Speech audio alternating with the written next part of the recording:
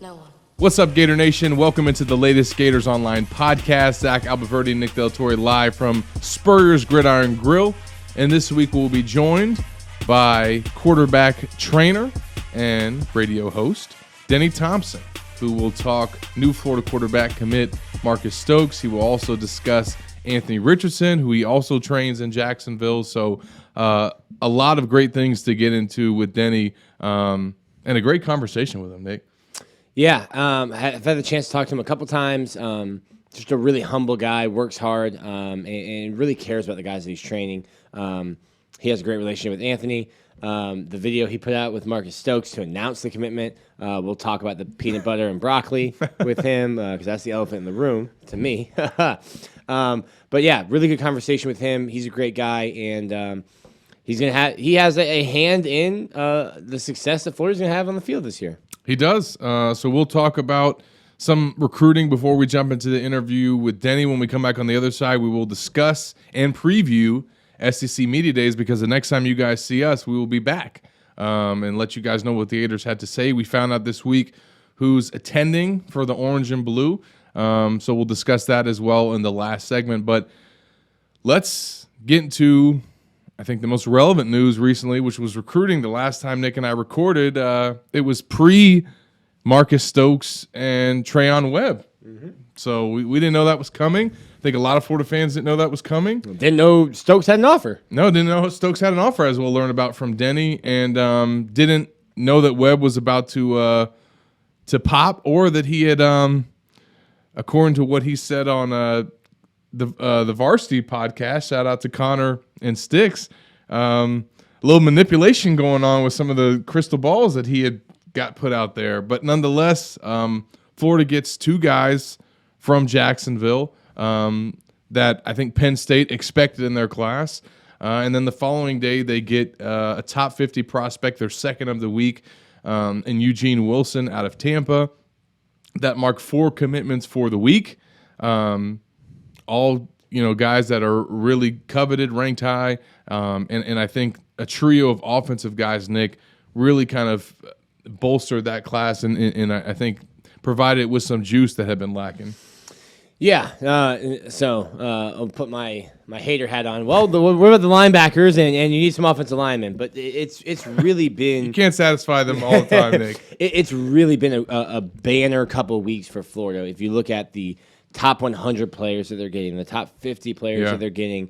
Top 300 guys they're getting. And I don't know if this is like if Florida's a tear it down full rebuild, but there's a bunch of areas. Like, you're going to need offensive linemen, but you also need a slot receiver like you got. You also needed a quarterback. You got that. You needed running back with Bowman leaving. You probably need 2 running backs in this class. Absolutely. And with the family history, the proximity to Gainesville, and other guys trending to other schools like Baxter. I mean, he was a must get. Webb was a must get, and I had Sharpied him into this class, into my mock class. I had Sharpie Trayon Webb in months ago, and I was starting to feel foolish. I was like rubbing it. I was trying to rub out the Sharpie when these crystal balls start coming. I think it would have been a huge disaster at Florida if he would have gone to Penn State. And now you're looking at, okay, well, not only did we get him, you've got your receiver, you got your quarterback of the class. We've added some.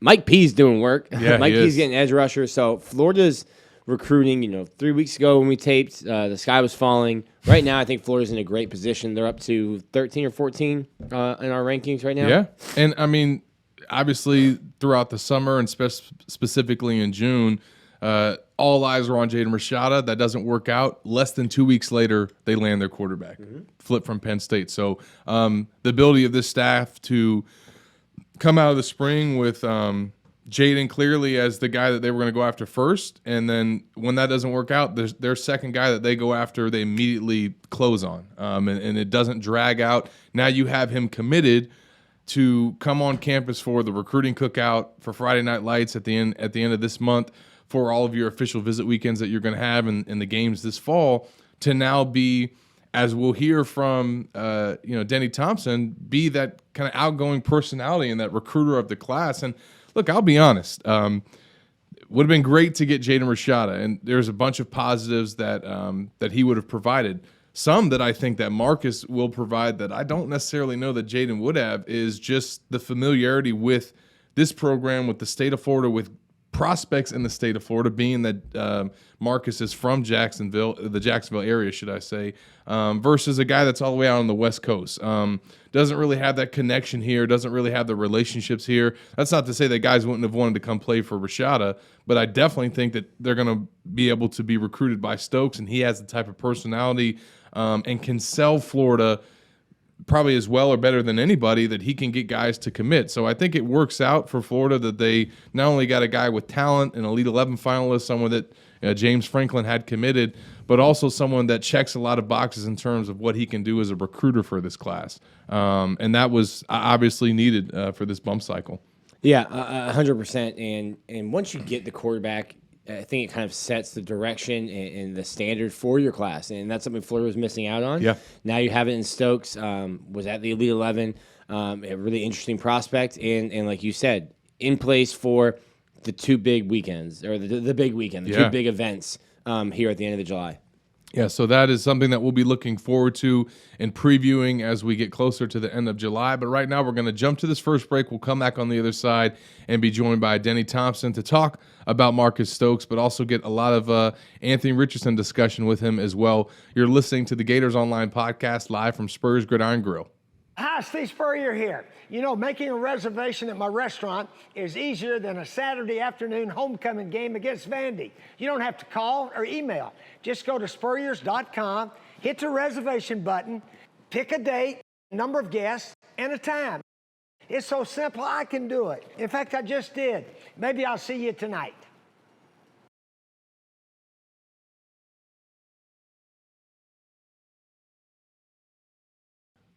Welcome back into the Gators Online Podcast, and we are now joined by our guest of the week, quarterback trainer Denny Thompson from 6 Points Jacks. Denny, appreciate you joining us today, man. Yeah, man, my pleasure. Absolutely, man. Obviously, you are working with some guys that Florida fans know pretty well, especially here in the last week. We will get obviously into your work with Marcus Stokes and also Anthony Richardson, but let's get into the most recent news that you got to be a part of, Stokes' announcement. What was that like last week to just kind of see him reach that moment in his life and his recruitment and be able to become a Florida Gator? It was awesome, man. It was a wild recruiting story for Marcus, just from the sense of he really didn't enjoy recruiting. He thought he was going to, and very early on realized that it's not as much fun as what he thought it was going to be. And so he went on ahead, committed to Penn State early and loved Penn State, but his dream school was always Florida. And so when that came about a few weeks ago, I knew at that point, after I talked to the staff and realized how much they liked him, I'm like, okay, this recruitment's not done. But it was, what's really cool, and what a lot of people don't get to see is you get to see these guys grow up from the sense of, that's a big boy phone call for a 17-year-old to make, is to call Coach Franklin and say, you know what, I'm not coming. And I don't know that I could have done it at 17. Hell, I don't know if I can do it now. Right. So it's cool to see that part. And then obviously, be a small part of a kid realizing his dream, which is play at University of Florida. And then obviously, you've been helping a lot of kids realize their dream with quarterback training, Denny. Before we get into some of the guys that you've worked with, and more specifically Anthony and Marcus, talk to us about your journey. How you got into football, and then your path kind of into quarterback training and working with all these guys that you have. Yeah, man. I always love talking about my story because it's like I failed my way here. There was, never, the intent was never when I got done with school to be a quarterback trainer. I was in the finance business, and when 2008 hit, it just took me out of the business altogether. And I'd been coaching, and so I dove a little bit deeper into coaching. And when we started this thing, it's easy to say now, but we had nothing. Like, we lost everything in 2008. We were homeless. We were living on couches of friends and family members and stuff like that. And so it's a story really for me of, I don't really know how I got here. And the only explanation is it's a passion. I love it. but I wasn't going in the path that God wanted me to go. And so he humbled me and put me right here.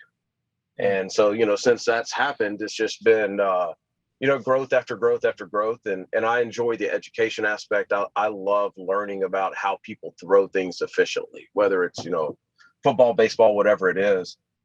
And so, I travel all over the country now, training the best quarterbacks in the world. I mean, I was telling my wife last night, I'm like, I don't know how this happened, but I'm grateful for it. It's funny. They say God will never give you more than you can carry.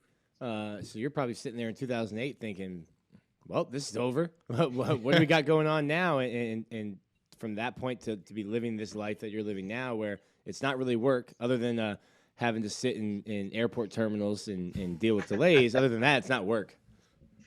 No, man, you're right. It is really, I never understood people who were kind of living their dreams talking about how humbling it is. But now I'm here and I get it. It's like, it's super humbling to think that, man, I like, this is what I do for a living, and I make a good living doing it. And so it's, again, I wish I had the secret to success. I don't in this business. I think I got really lucky and I worked my ass off. Like there was, both of those things. But when you have guys walk through the door, like we've had walk through the door, you just try not to screw them up. Kevin O'Sullivan always tells me that. He says, good baseball players make me look like a lot better coach. I'm like, that makes sense. That makes sense. Now, that's right. As you got more involved into quarterback training, Denny, how did it evolve? Like, how did you build those connections and your reputation and your clientele? How did some of the big breaks happen for you along the way to where you were able to get to the point that you could open up 6 Points Jacks? Yeah, it slowly. I mean, time flies. Days are long, years are short type of deal. But looking back, I mean, it's been a while now, but to start this thing, you do it for free, and you help families. And that's kind of where this thing started. Is I did a bunch of stuff for a little bit of money. And we had some success, and I quickly realized that it's not football that I love, it's the journey that I love, and it's the process. And that's when I realized, okay, I got something here, because there's nothing better for me. I love my family and they're with me all the time at the facility, but there's nothing better for me than to just see that growth. And we'll talk about Marcus, and his growth has been unbelievable. And it is the coolest thing in the world to see. It's seeing guys that, when they're ninth graders, they're little twigs, and they're sitting here telling you, hey, I'm going to play at the University of Florida one day. And then you turn around and dang, you know what, they are. And that's just a really cool thing. Now, when's the first time that you met Anthony Richardson, and what was your immediate impressions? Yeah, Ant's old high school coach said, was on me forever about getting down to Gainesville. So we lined that up his 10th grade year. And we've all seen kind of that transformation picture of Anthony from, that time to the next year. But you knew really early on that the guy had, an incredible talent and skill set. For the very first time I saw him throw, which was literally just that. It was just, hey, I'm going to just play catch with me, and I'm just going to observe you for a little while. It was one of those rare moments where you watch somebody and you're like, okay, this guy's got a legit and real chance. And I tell people this all the time. It's like you look at Anthony and you watch him move, and you get to know the kid and how smart he is, and you realize that he was made to be a quarterback. And it's like, if you were going to mix everything up and say, how do I build the perfect quarterback, it would come out something like Anthony. Now, there's still things that he needs to work on, and there's some pressures that he hasn't felt yet. But man, to have that baseline to work with, guys, is it's scary good. And I'll say it again, like, I look at my job with Anthony as I'm just a resource, and let's just not mess this up. Don't mess it up. Some of the things that I think Dan Mullen had mentioned about Anthony, and then Anthony even, to a degree agreed, is just the maturity. And I remember I spoke with him after the news about his speeding ticket became public, and I was like, listen, man, I've done more. I've driven faster. Just nobody cared because I wasn't the quarterback at Florida. And I think that's probably part of the maturation process, is just knowing, like, okay, I'm going to be held to a different standard. how have you seen him grow? I guess from the first time, just as a person, from the first time you met him until now, as he's starting to realize, hey, I'm on a different stage now as the starting quarterback at the University of Florida.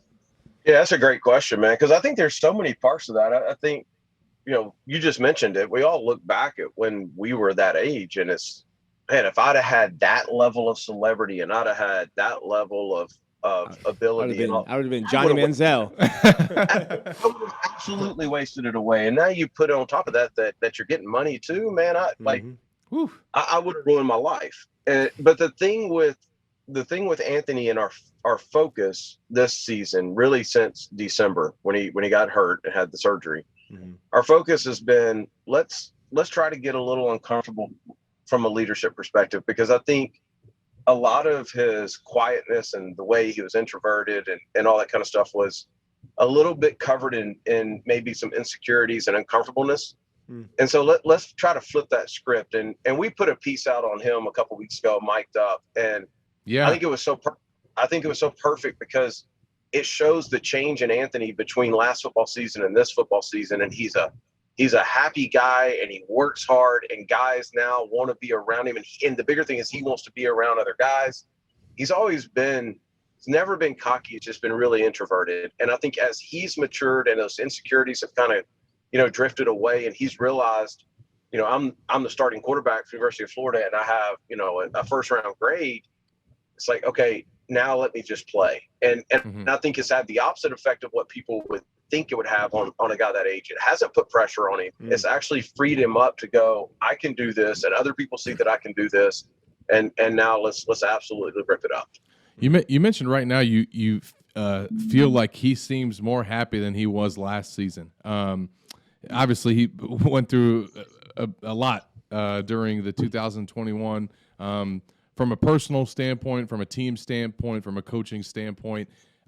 As his trainer, from your perspective, what was it like seeing him go through that? How do you feel like he dealt with some of those challenges and some of those unhappy times? Yeah, it's tough. Anthony's Anthony's legit like one of my kids. We have guys that we work with, and then we have core groups of our guys. And, those guys, they're not busy there in the facility. And so Anthony's one of those. And so just to see him struggle with that combination of success, injury, personal things, he's going through all that, this guy's 6'4", 240, but there's still that piece of it that just wants to just like hug him and go, dude, you're 19. Like you shouldn't have all this figured out, and this is life. And like you said a second ago, it's just magnified, right? But it was tough. But I also think he would say this now. I think looking back on it, it's probably the best thing that could have happened to him, because he came out the other side, a much better football player, a much better person. And he's always been a great person. But he understands now that platform and the value of that platform. And so I wouldn't change anything. I didn't go through it. He did. I wouldn't change anything, because it did mature him very, very quickly. It's almost like totally different, but almost like in 2008 with you, that was maybe a humbling experience for him, a chance to step back, take stock of what's going on, what's important, how do I get here? And like you said, when you get through something like that, you're going to be more mature and more wise moving forward. We talked about that. He and I talked about that a lot. In like 2015, we went through some health issues. My wife had cancer, and it was just a bad time. And so we talked about, what life does, right? And when you think you're on the other side, something that you can't control can come up and bite you. And so it's, I think that's the lesson is for him is what I can control, I want to be excellent in, and I want to be prudent in. What I can't control, I can't let that control me. And so it's, I think that's, we're just starting to see the Anthony Richardson that the world's going to get to know here in the next couple of years. And it's really, really exciting. Like his leadership qualities have just absolutely taken off and exploded this offseason. And I cannot wait to see what that looks like on the field. We're talking with Denny Thompson, quarterback trainer from 6 Points Jacks. A few more things on Anthony, Denny, before we get into Marcus.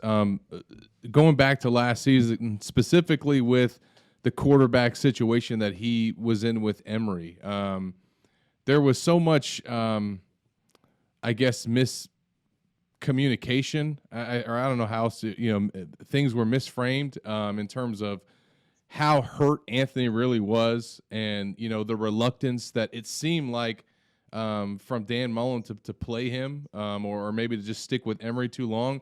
What was just your perspective on that, and how Anthony dealt with some of those frustrations specifically?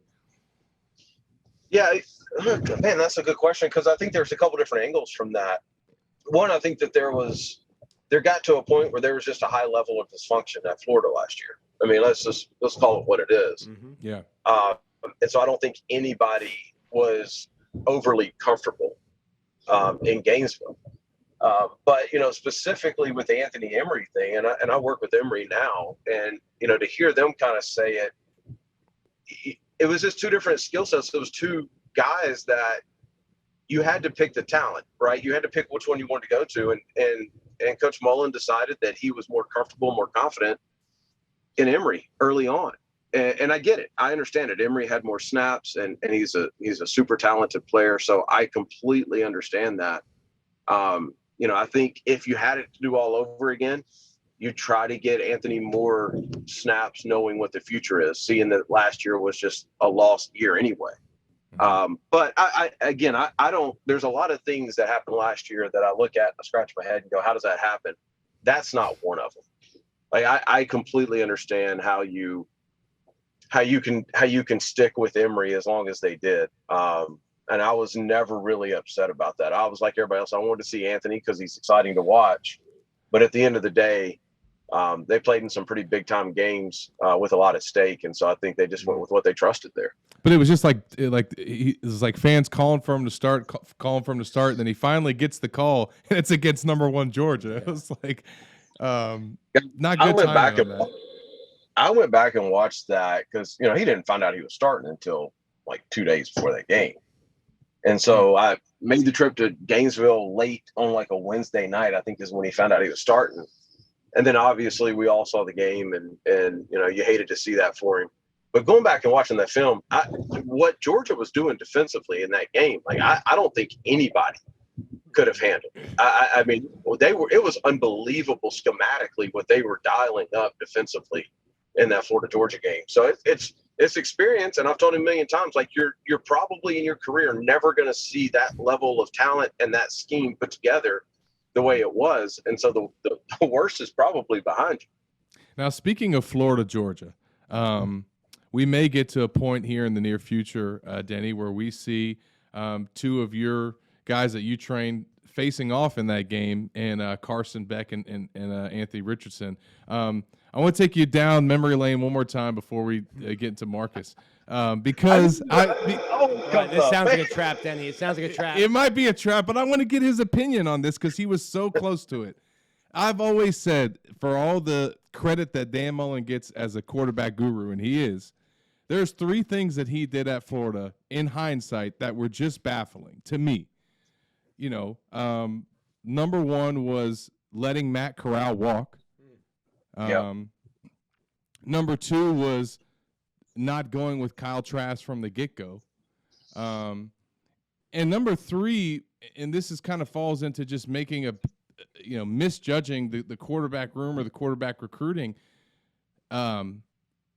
going after Carson Beck when you had Anthony Richardson committing and almost risking not losing him. You know what I mean? And can we imagine if Anthony Richardson wasn't at Florida right now because of how Florida mismanaged that? What was your whole take on Florida going after Carson Beck after they had Richardson on board, and what was that like for you as a guy that was training both of these guys? The most awkward day in my professional career was That's when why Florida, I asked, Nick. Yeah, was when Florida decided that they were going to have Anthony and Carson visit on the same day. And I was there, and I felt so bad for Brian Johnson. Brian's a good friend of mine now, and I think the world of Brian. But to see him trying to maneuver around those two alphas right there who are still actively being recruited. And at the time, like, I mean, I think Carson was like the number 3 quarterback in the country. Like it was super awkward. Now I will say this, and I won't say too much about the behind the scenes, but Anthony and Carson and Jeff Sims have trained together since they were, in 10th grade. And so there was that.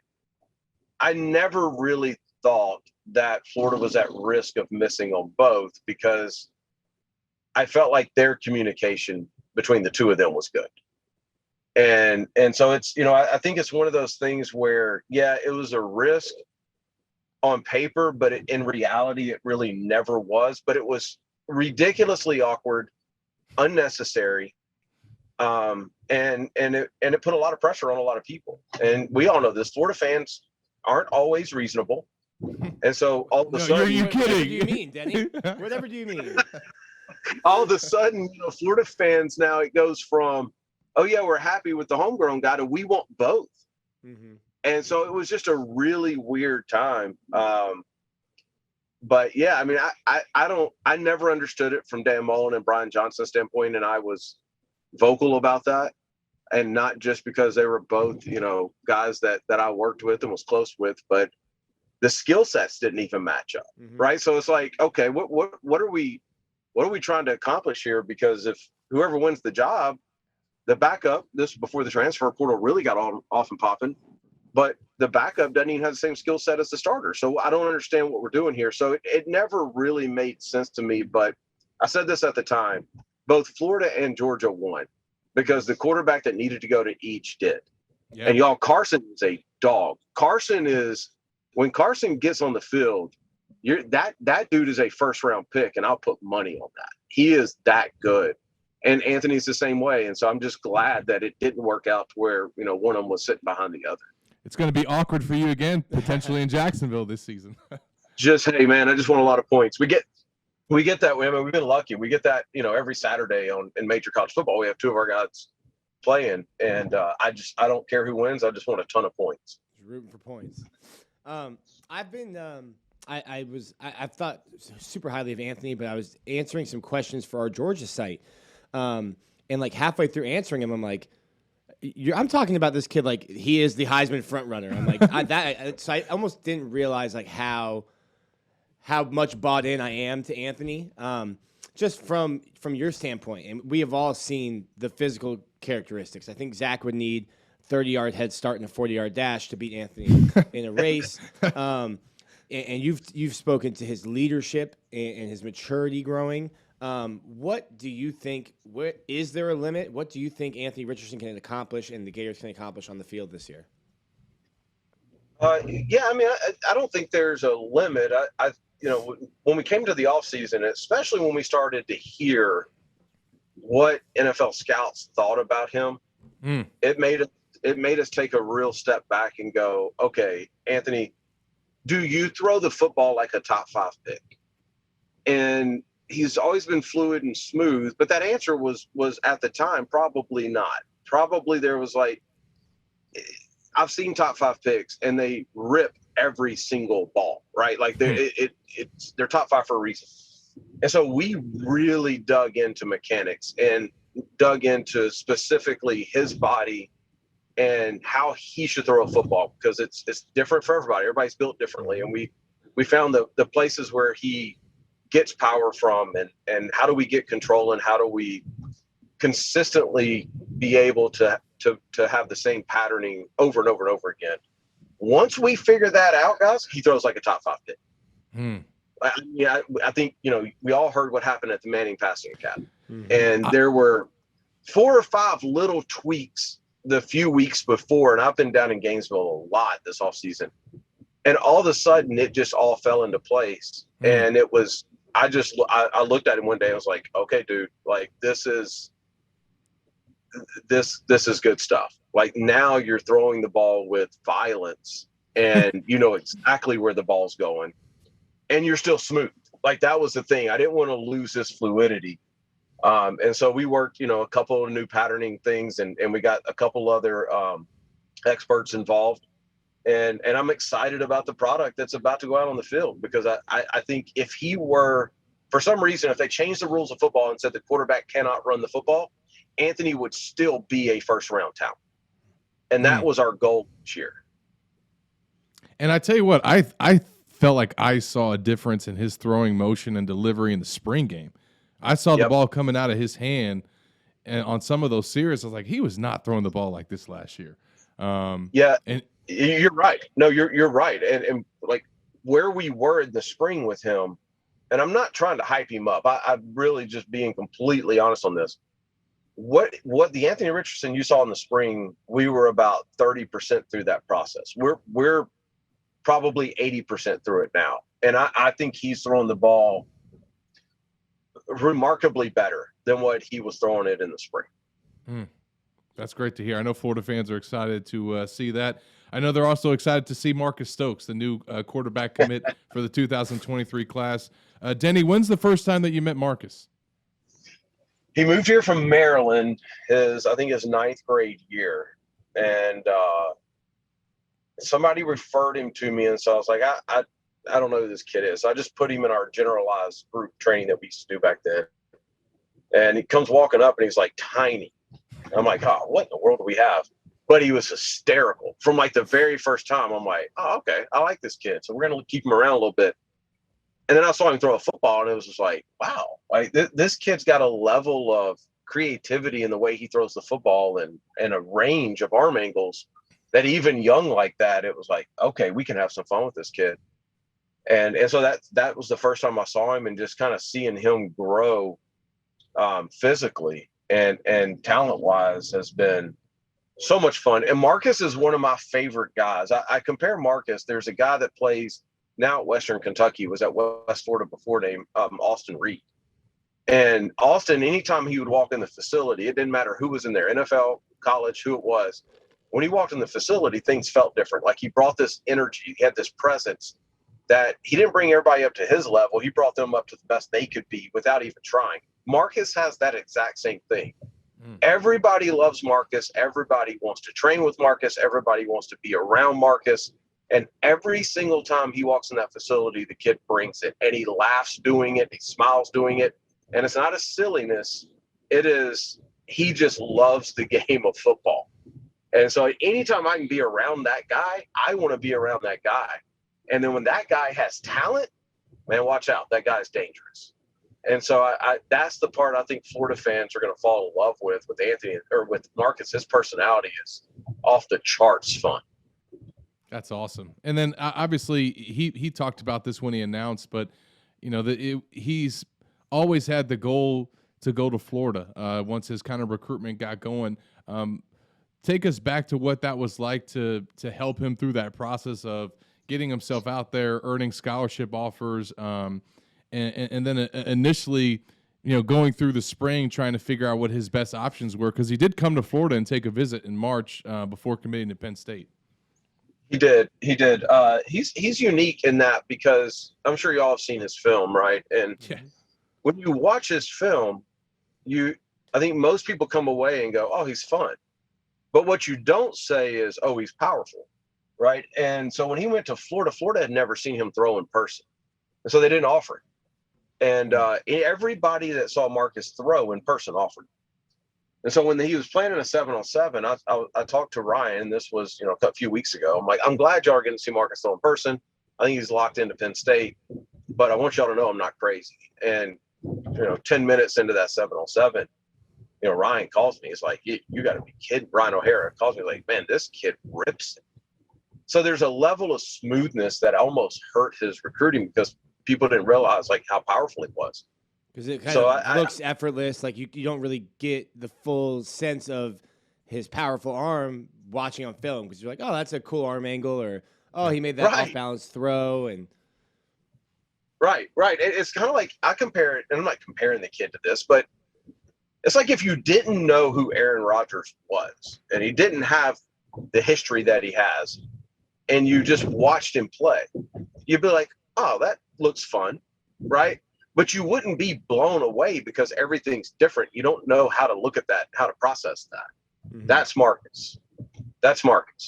What was interesting is when they were making playoff runs last year, Coach Whittemore at Buchholz, I trained Creed, who's also in Florida, but as a receiver. He called me the week they were playing. He's like, yo, this kid is really stinking good. Mm-hmm. And so you start to see people who were really studying him start to realize, wait, this kid's got something special. And I think Florida, once they saw it in person, as they were giddy about Marcus. And this was before the whole Rashada thing, right? Like they were legitimately excited and giddy and, okay, what do we have to do here to get him? We don't want to just offer him. We want to get him, right? And so I think, once you see Marcus throw in person, it almost shocks you a little bit. Now, he talked about this when he announced, but he said that going into that 7-on-7 camp, he wasn't thinking anything about the coaches that were going to have their eyes on him.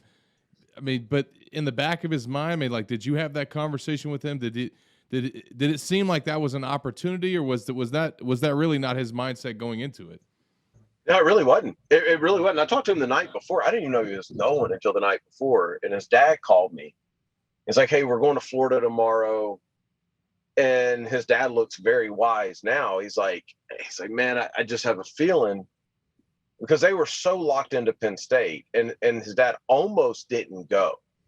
It was almost one of those things where it's like, you don't want your kid to be disappointed. They've passed on you one time. Mm-hmm. And so they almost didn't go. And then, wow. I think when he went and just kind of got the vibe from the staff and saw their reactions and how different it was from in March.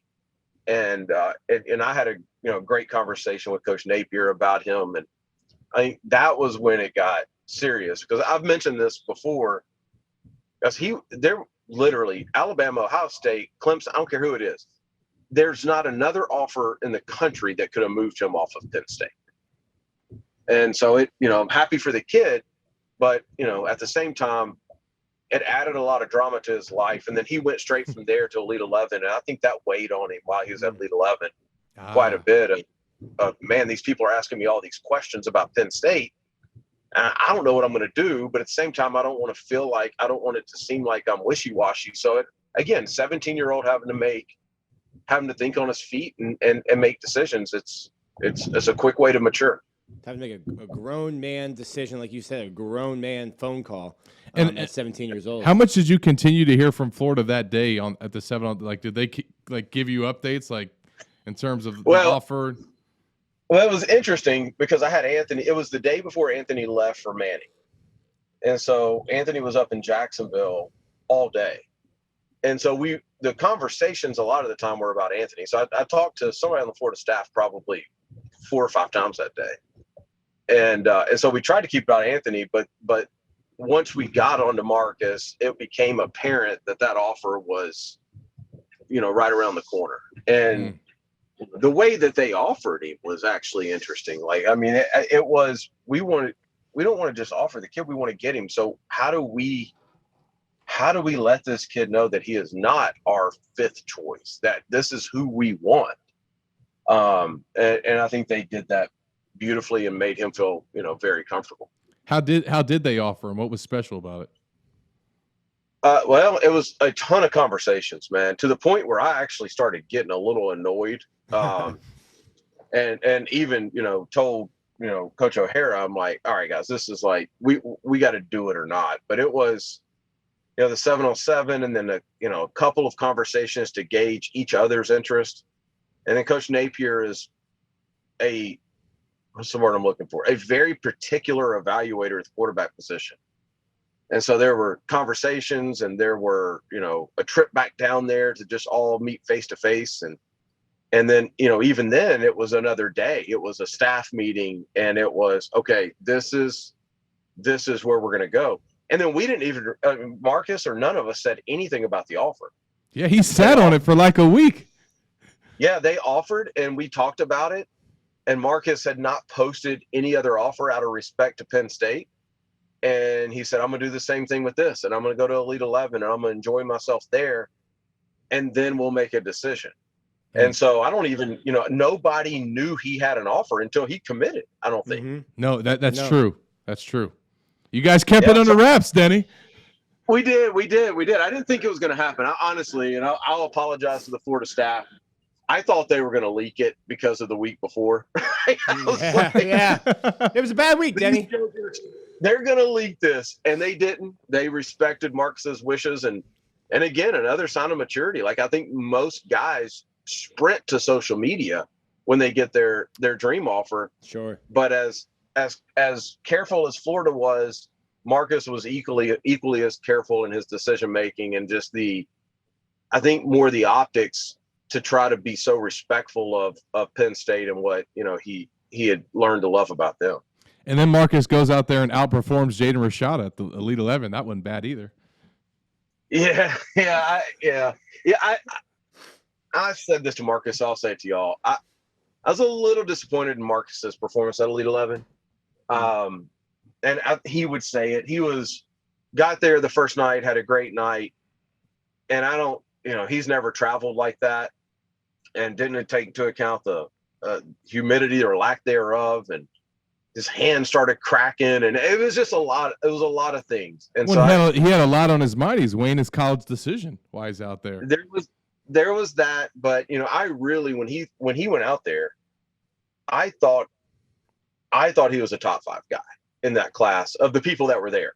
Right, Nico wasn't there and Arch wasn't there, so I thought, okay, Marcus is in the top 5 of this thing. And he'll say, he's like, listen, they put me right where I needed to be. I did not perform well on the pro day or the second day. Days 1 and 3 were fantastic. But day 2, which is where you make your money in that, he'll admit he didn't have his best day. What was Anthony's reaction to Marcus joining Florida's class? He loved it. That was actually funny. He was at Manning Passing Academy and he texted me and he's like, yo, they're gonna offer Marcus. And I was like, I think so. And he was like, no, I'm telling you, they're going to offer Marcus. And so they're not close, but they have a good relationship. And I'll go back to that, just everybody loves Marcus. Mm-hmm. And so, one of the first things Marcus said after he got the offer, he's like, if I come here, Anthony and I are doing a song together. I'm like, I don't even know what that means, but knock yourselves out, man. Have some fun with it. So we're working, hopefully next week, we'll be putting out some stuff of a session that they want to do together. A studio session. All right, let's go. I'm down. Listen, I got a training. Zach's got a music career of his own. I got bars too, Denny. So Zach's trying to produce Come on, man. Come on, I'll watch. I'm not going to participate, but now listen. We know who's the better quarterback right now. He's obviously got some years on Marcus, but who's the better rapper? That's what we want to know. Geez, I don't know what makes a good rapper. I know that makes me old, but I don't know. I'm not sure. I'm gonna have to go with Ant right now because Ant puts more effort into it. Marcus is doing his thing in like a closet, right? Like Ant's got real deal music out that's hitting. He's got studio time. He's got studio snaps ahead of Marcus. Yes. Right. But it'll be fun to hear both of them, and the two of them. I think we're gonna do a thing where they just interview each other. Mm-hmm. And so listen, I think that's huge too, and it played of Marcus having that resource of kind of knowing what he's going to get into. Right. If you look at Florida's quarterback room, I think when you look at every offer he had, I think that's maybe the most attractive quarterback room from the standpoint of you don't know what's going to happen after Anthony. I'm not saying it's going to be Marcus. I personally think they'll go transfer portal again. Mm-hmm. But, if Marcus gets there, throws on the weight that he needs to throw on and continues to play, he'll be the starting quarterback at the University of Florida the next 3 years. All right, and I need to address the elephant in the room because I almost wrote Marcus off completely as a player, as a human. The interview you did with him, broccoli and peanut butter. Broccoli and peanut butter. Can we just talk about that, Denny? And if we get Marcus on the podcast, I told Zach, I'm like, listen, we're going to try it. But that was one of the craziest food combinations I've ever heard in my life. Yeah, it was funny. His mom and dad were in the background, and when he said that, his mom goes, "You eat that?" Like, he couldn't believe it. And then it was a topic of conversation when we finished. I wish, and maybe we'll do it another time, but the outtakes from that interview, unbelievable. I sat there and laughed for for so long, and we just didn't have time to put everything in it because he decided he wanted to commit, and we were like, okay, right when this happens, we need to drop something that shows his personality. And so that day was crazy. We put all that together in about 45 minutes. Wow. That was great. And like you said, between that video and the mic'd up that you put out of Anthony last week, it's just great to get to know these guys. Final question for you, Denny. We really appreciate the time today. We know you're on the road training. Yeah, man. But want to take it back to the beginning, kind of talking about your journey. If you could have told yourself back in 2008 that everything that you were going through, that, 15 years later almost, you'd be out going across the country training Kirk Herbstreit's son and having 2 quarterbacks going to the University of Florida, can you have imagined ascending the way that you have? No, man, I'm not even exaggerating. The hair standing up on my arm right now. And it's recently, I think I've been able to take a deep breath and really appreciate it. And we're not done. Like, I mean, that's the thing is I'm more excited about the next 5 years because of some of the stuff that's happened for us. But just, man, I don't even know how to answer that. I'm just so grateful.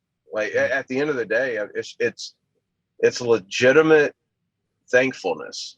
And I don't know how else to put it, because when you put this at its core, what's happened now, we don't take many quarterbacks anymore, but the ones we do take, we're asking that family to put an extreme level of trust into us.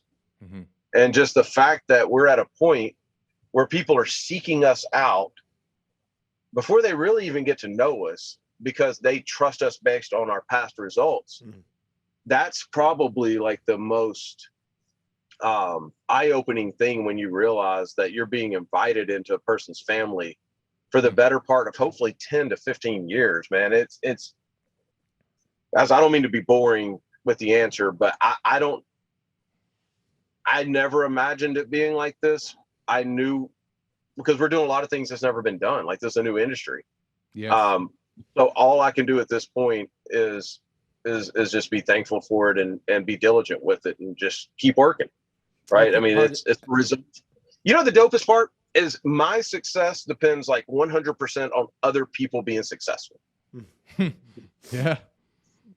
Like, that is, a lot of your success comes from what you just said. It's not, you're not just the trainer. It's like, hey, we have a 2-hour session on Wednesday. I'll see you there. Just in your answer, you said these people are inviting me to be a part of their family. And I think the care that you have for the player, it supersedes the, hey, I don't care if you go 15-0 and win the Heisman. Sure, that'd be awesome. But I'm trying to develop you as a player and get the best out of you, talk to you as a man, develop you as a person. I think that just hearing your answer is probably what differentiates you from a lot of trainers that are just doing the training, 3, 4, 5 hours a week. Well, here's what I know. And this isn't even up for debate. What I know is I'm not qualified to have this much success in this business. And so there's something bigger at play here, right? And so I will never be so obnoxious to make this, I did this or I did that, because I didn't make Anthony Richardson 6'4", 240. Yeah. Right? Anthony Richardson would have never met me. Anthony Richardson was still elite. So I think it's very, I don't want to say what I really want to say.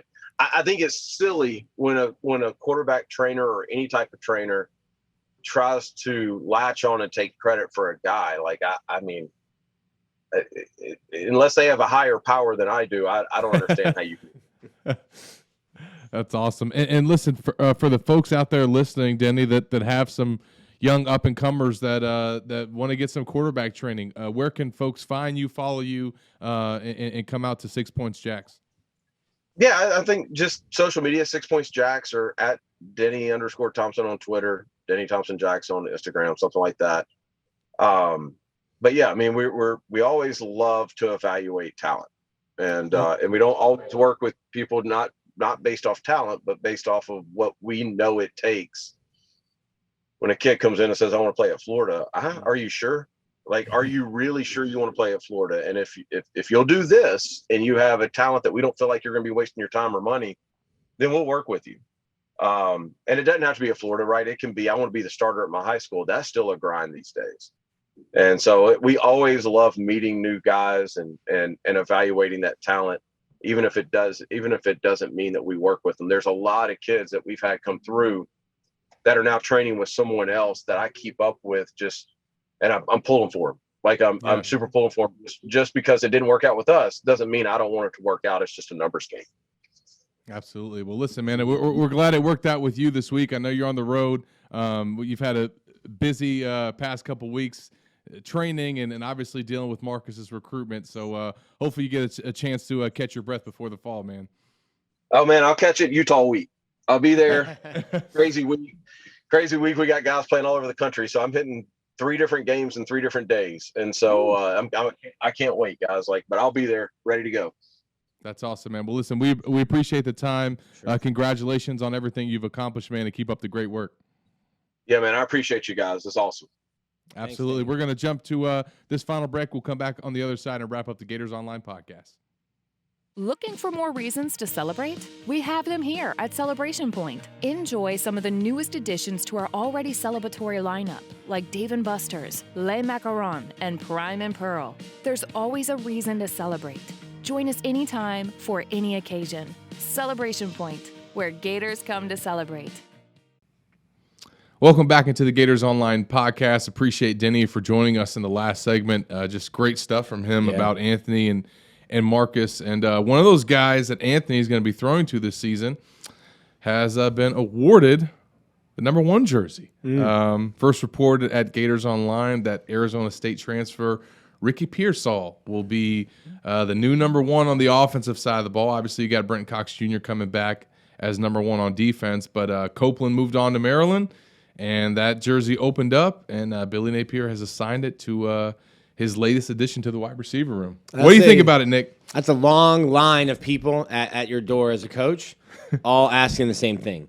So Billy just said, you know what, I'm not even going to let it get to that. Yeah. I'm pick a guy and deal with it. I don't think numbers are a huge deal. I love them. I was a kid in high school. I could tell you who was wearing what number and why that was significant. I think at the University of Florida, a tradition had started with Urban Meyer. I don't know that it went much farther back, so it's not a huge, long tradition, but I'm of the opinion that the number 1 at the University of Florida now is special, and it should be earned. You look at the guys that have had it. When Urban was here, it started with Reggie Nelson. Yeah, who was 32? Playmaker. Percy Harvin. Who was number 8? Vernon Hargreaves. Number 16. Who else? John Bostic. I think he was 52 before. Yeah, and then Chris Rainey was number 3. Chris Rainey was 3. So there's a long line of you have to earn that number. Even recently, Kadarius Toney was 4 before 1. Kadarius Toney was like 18? Yeah, 17. 17? C.J. Henderson was 5. Mm-hmm. Even Brenton Cox Jr. was 6 when he first transferred to Florida. It took him some time to get that number 1. So interesting that Pearsall got it before even practicing. Clearly, I think is a bold message that it sends, I think, about what this staff thinks of him and what he can bring to this offense. But or that they just don't care about. Or they don't care. But I mean, I did some asking around before reporting this and just got some feelers on this. And one person did say something along the lines of, he's that guy. So he is him.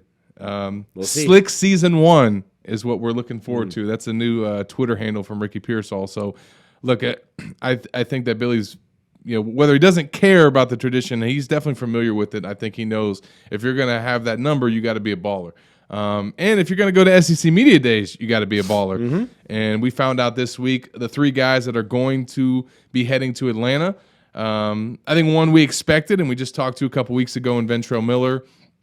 Also think we expected Anthony Richardson to make the trip.